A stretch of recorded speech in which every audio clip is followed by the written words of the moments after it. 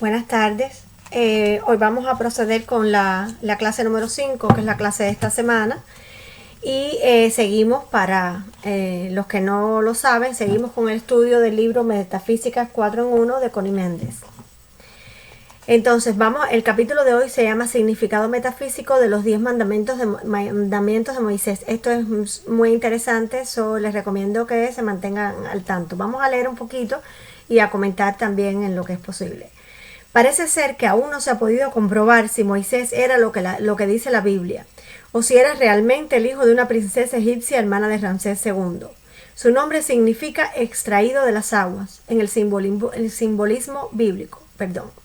Y como la Biblia, en gran parte, está formado por relatos simbólicos destinados a proteger la verdad contra las interpretaciones erróneas de aquellos que no tengan la madurez necesaria para ponerla en práctica, es muy posible que todo el relato bíblico respecto a su nacimiento hebreo y su adopción por la princesa sea también simbólico y no histórico. En todo caso, la verdad de su procedencia no afecta lo que él enseñó. Moisés sí fue un gran iluminado, un gran maestro de la verdad metafísica, que no solamente libertó al pueblo hebreo de su esclavitud y las condiciones infrahumanas en las que se hallaba, sino que también enseñó a muchas tribus errantes que se fueron agregando a su grupo en el desierto, y por esa razón fue que tantas razas distintas descendidas de aquellas tribus adquirieron el culto monoteísta a un solo Dios, conservándolo hasta hoy.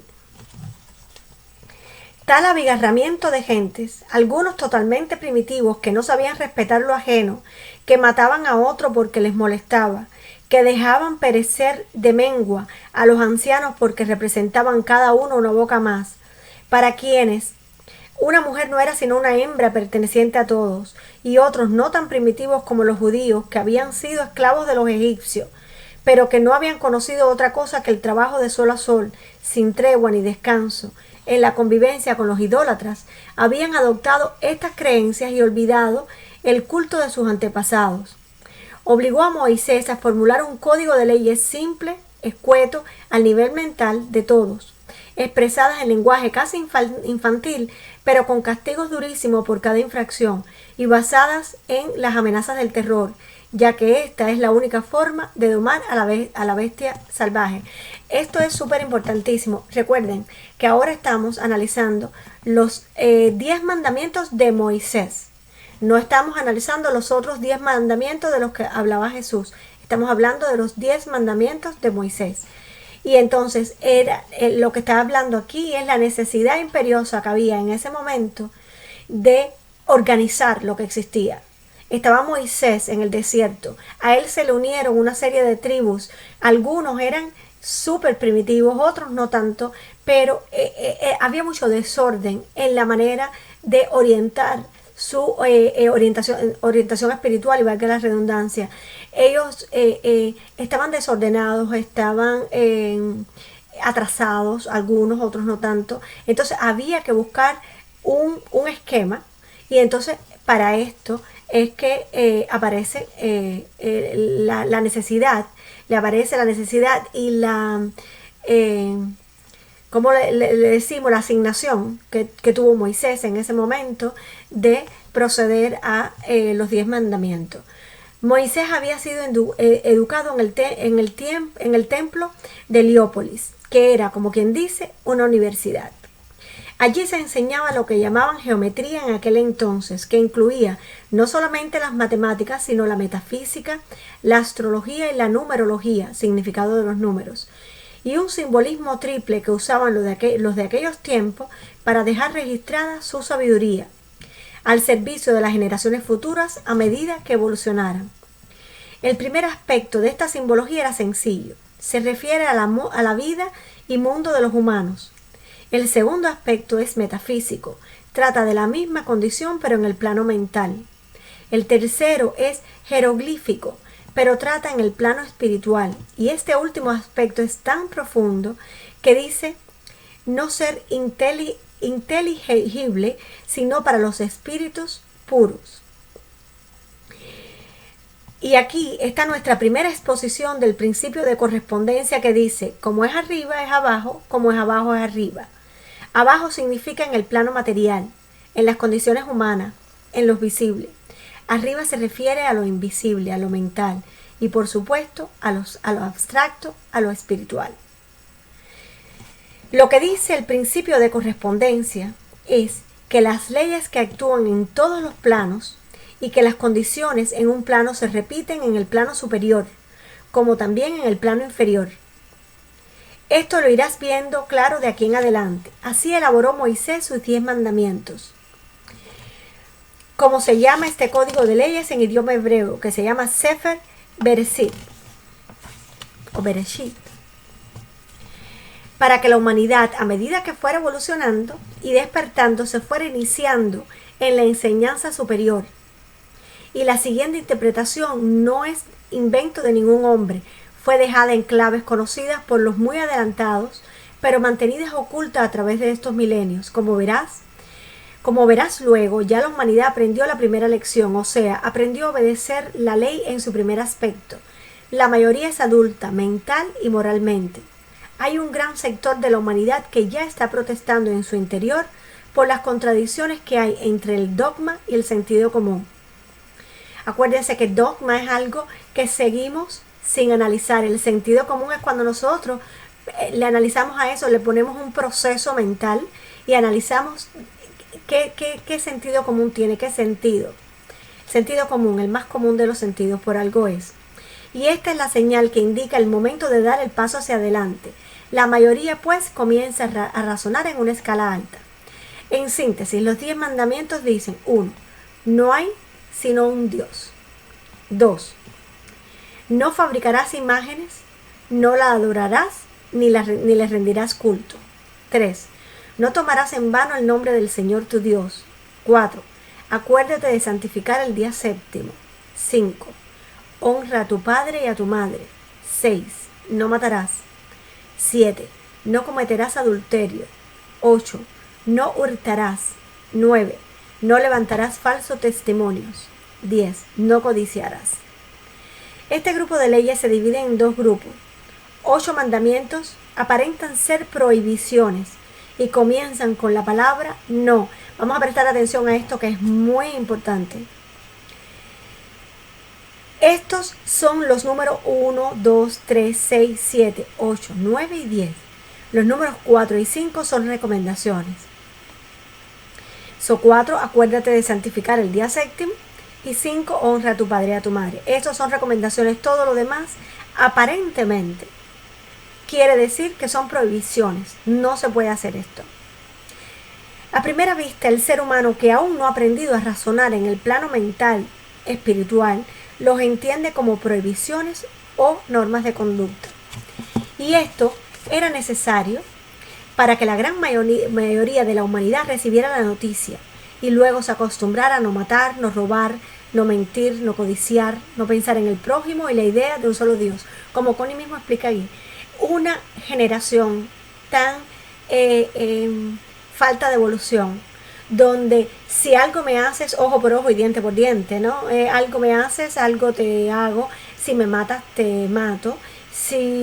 Donde la mujer no tenía valor ninguno y podía pertenecer a todos, donde, como dice Connie, a los viejos de la sociedad, en lugar de aprovecharse de su sabiduría, como representaban una boca más, se dejaban en una esquina a morir y no se tenía en consideración. Que básicamente era mucho desorden, mucha anarquía en aquel momento. Entonces, esta necesidad de organizar que tiene Moisés, cuando se escribe con una negación. Quiere decir, esto es lo que es y esto es lo que se va a hacer. Entonces, era muy necesario para personas que tenían en su nivel de conciencia en aquel entonces, lo que ellos tenían era una forma de vida donde tengo que vengarme de alguien que me hizo daño, tengo que no importa que me guste la mujer del otro y yo la quiero para mí, aunque tenga que pasar por el camino que tenga que pasar. Había que poner un coto a estas cosas, y entonces por eso es que están parafraseados, está escrito de esta manera. En tiempos de Moisés, la población del mundo se hallaba reducida a un número y a un sector de la tierra relativamente muy pequeños. Sin embargo, en esta área y ese número pequeños, la mayoría era totalmente ignorante. Y el resto, menos ignorante, solo contaba con algunos realmente adelantados o educados. A la gran masa humana de hoy le ha costado tremendos golpes y porrazos, individuales y colectivos, aprender a comportarse habitualmente de acuerdo con las reglas de ética sentadas por Moisés. Y aún visto por encima, diríamos que no es así, diríamos que la humanidad sigue matando, robando y mintiendo como si tal cosa. Pero esto no es la verdad, no es la verdad con respecto a la gran mayoría que desea la libertad de adorar al Dios único como a ella al mejor le plazca. La gran mayoría ya no roba ni mata.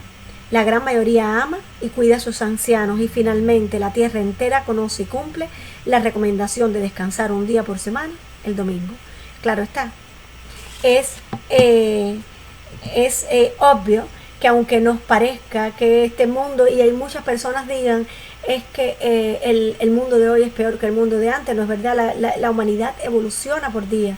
Las nuevas generaciones vienen sin prejuicios y vienen sin conceptos arraigados que teníamos nosotros, nuestros padres, nuestros abuelos. En este momento, por ejemplo, en la Edad Media, vemos una película histórica y vemos cómo el espadachín saca su espada y mata sin pensarlo a la persona que está confrontándolo, cuando en realidad ahora, si esto pasara, el estado de conciencia de la persona no le permitiría sentirse tranquilo o no tener traumas o no tener seguir adelante en su vida normalmente como en la Edad Media, porque ha habido una evolución, ha habido un cambio de conciencia.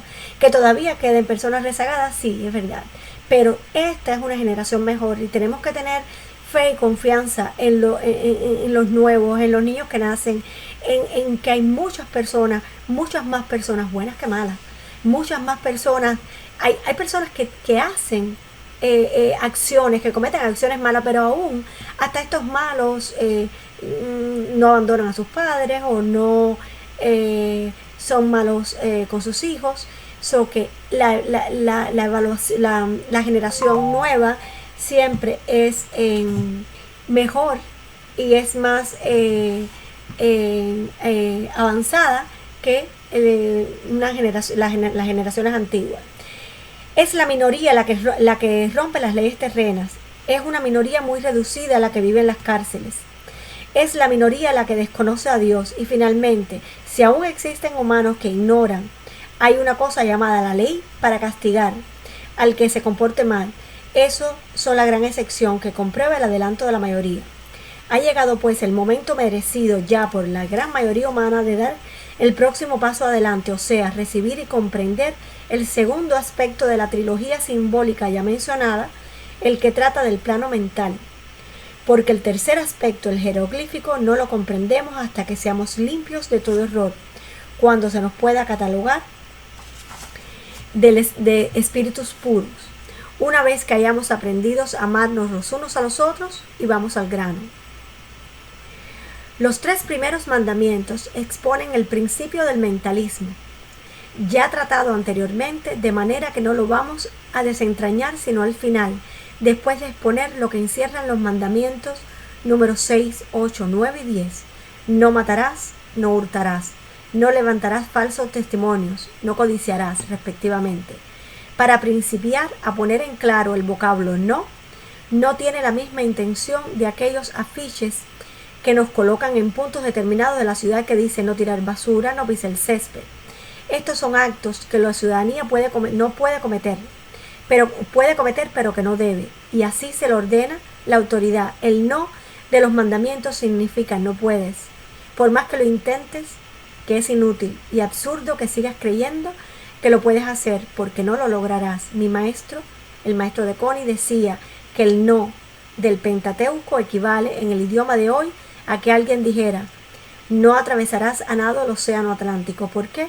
Porque ya sabes que no lo puedes intentar siquiera, no posees la fuerza. En realidad, lo que Vamos a empezar a analizar cada uno de estos mandamientos en las próximas clases, pero en esta clase básicamente Connie nos está dando un avance. Este no que aparece delante de cada uno, excepto en 2, en 8 de los mandamientos, no es una prohibición como no puedes entrar a mi casa porque no te dejo, o no puedes, como dice Connie, no puedes pisar el césped porque la ley te va a castigar, no puedes hacer esto porque en este caso no matarás, porque si matas entonces la ley te toma preso. No necesariamente el no representa una prohibición, no lo es. El no en este caso y en cada uno de ellos va a ser, y lo va a explicar Connie más adelante y lo vamos a estudiar nosotros en las próximas clases, el no en este caso va a ser porque estás imposibilitado, porque no hay forma que lo puedas hacer.